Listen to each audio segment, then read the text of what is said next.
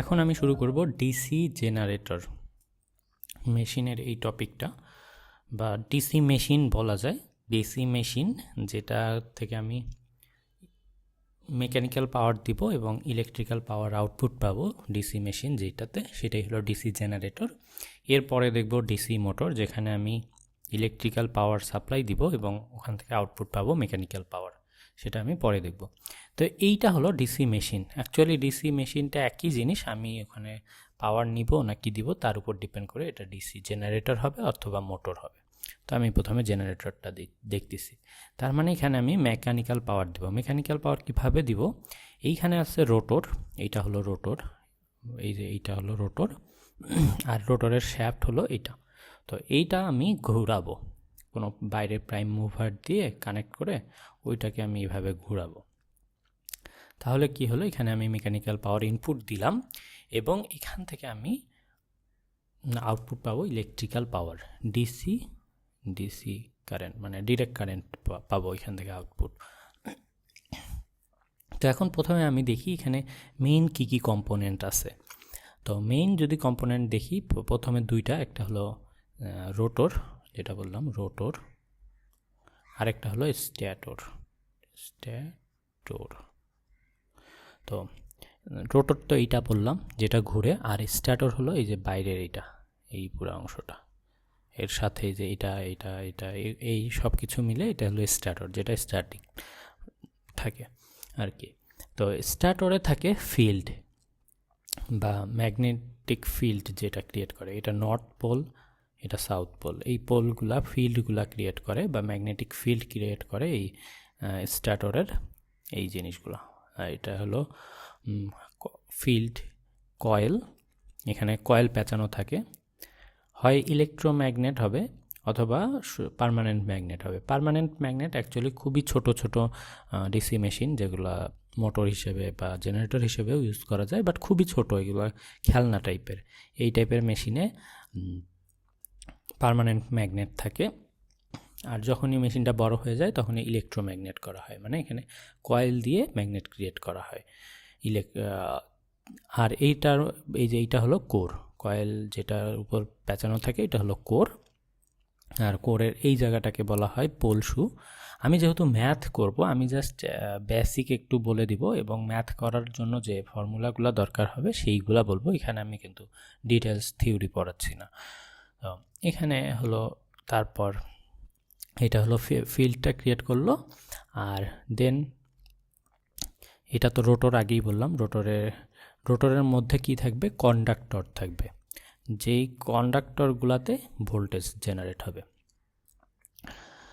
তো এখানে তিনটা জিনিসই ইম্পর্ট্যান্ট, তিনটা এলিমেন্ট দরকার হয়। সেই তিনটা এলিমেন্ট যদি থাকে তাহলেই হলো ডিসি জেনারেটরটা কাজ করবে। তো এই যে এই তিনটা এলিমেন্ট, প্রথমে ম্যাগনেটিক ফিল্ড থাকতে হবে, যেটা এই যে ফিল্ড কয়েলগুলো দিয়ে ক্রিয়েট করা হয়েছে।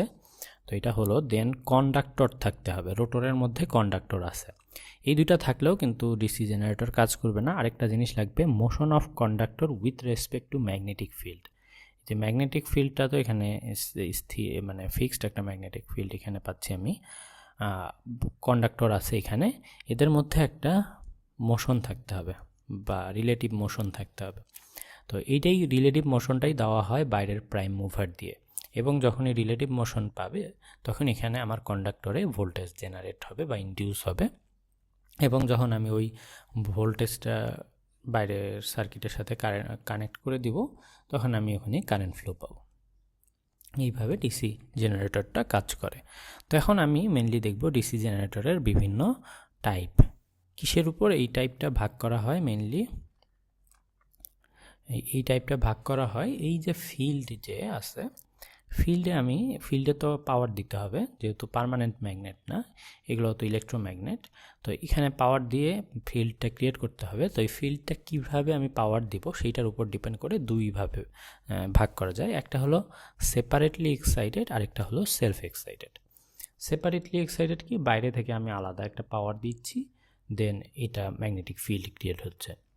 বাট আমি কি জানি, এটা একটা ডিসি জেনারেটর, এখানে কি পাওয়ার দেওয়া হয়? অবশ্যই ডিসি একটা পাওয়ার দেওয়া হয়, সো আমি যেহেতু জেনারেট করতেছি, এটা একটা ডিসি পাওয়ার, সো আমার কি সুবিধা হবে, যেটা আমি জেনারেট করতেছি সেই পাওয়ারটাই যদি আমি এখানে ইউজ করতে পারি, সেক্ষেত্রে কি আলাদা আমার আরেকটা সার্কিট দরকার হচ্ছে না, আমার সুবিধা হয়ে যাচ্ছে।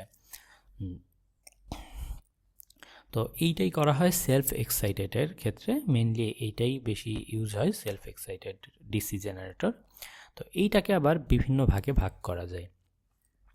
তার মধ্যে মেইন ভাগ হলো এইগুলা, শান্ট, সিরিজ, এই দুইটা। শান্ট কি, আমি যদিও এইগুলোর প্রতিটা আবার সার্কিট ডায়াগ্রাম দেখে কিভাবে ভোল্টেজ কারেন্ট রিলেশনশিপও দেখব পরে ডিটেলসে, তার আগে আমি জাস্ট বেসিকটা বলে নিই যে এখান থেকে আমি যে পাওয়ারটা জেনারেট হবে, এখানে ধরা যাক একটা পাওয়ার জেনারেট হলো, এখানে আছে, ওইটার সাথে যদি আমি ফিল্ডটা এইভাবে যদি আমি প্যারালালি কানেক্টেড করে দেই, সেক্ষেত্রে সেইটাকেই বলা হয় শান্ট ডিসি জেনারেটর। এইটা হলো ফিল্ড, এইটা হলো ফিল্ড, এল এফ ফিল্ড, এইখান থেকে আমি ভোল্টেজটা পেয়েছি, তাহলে এইটা হলো শান্ট।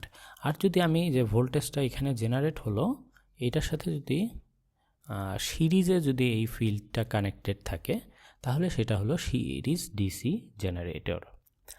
তো দুইটারই সুবিধা অসুবিধা আছে। আর এই দুইটা মিলে যদি এইটা প্লাস এইটা, এই দুইটা মিলে যেটা হয় সেটাই হলো কম্পাউন্ড ডিসি জেনারেটর। তো এইটার অনেক সুবিধা আছে, দুইটারই, এটার কিছু সুবিধা আছে, এটার কিছু সুবিধা আছে। দুইটারই সুবিধাগুলো নেওয়ার জন্য কম্পাউন্ডটা করা হয়, ওখানে আসলে এই দুইটার সুবিধাগুলো ইউজ করা যায়।